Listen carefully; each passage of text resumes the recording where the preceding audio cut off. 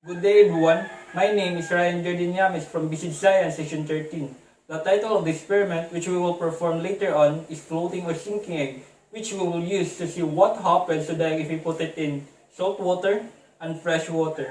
The materials that we are going to use here are fresh water, spoon, 2 tablespoons of rock salt, 2 glasses, bond paper, wooden placemat, and lastly, 2 boiled eggs.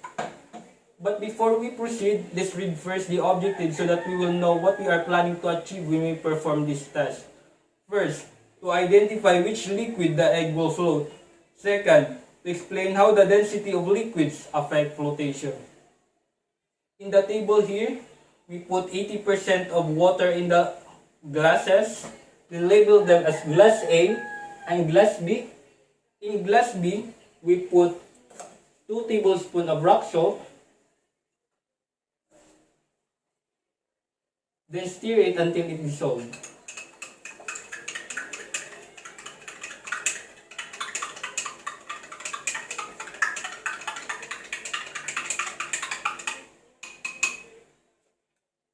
But for glass A, we just leave it as it is.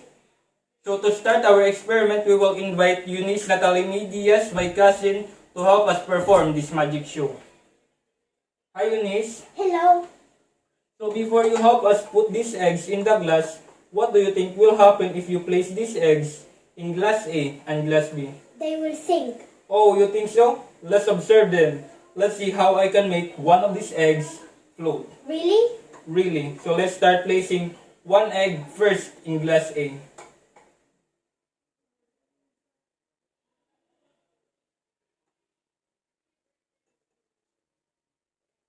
So what do you think? In which glass did the egg sink to the bottom of the glass? Glass A. Correct. Then in which glass did the egg sink only halfway on the glass? Glass B. See, I told you.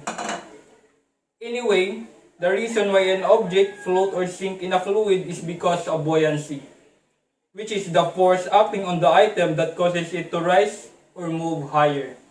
The object will rise to the surface and float if the buoyant force is higher than its weight, while the object sinks if the buoyant force is less than its weight. Meaning, in glass A, the egg sinks because the buoyant force here is less than the weight of the egg, while in glass B, the egg floats because the buoyant force here is greater than the weight of the egg.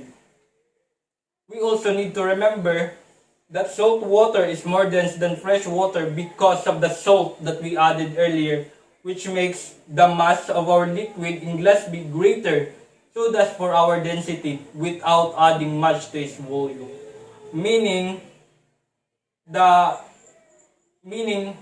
when the mass of the fluid increases, the density also increases. That's all, and thank you guys for watching. Did you enjoy it? Yes. What about you guys? See you again next time. Bye bye.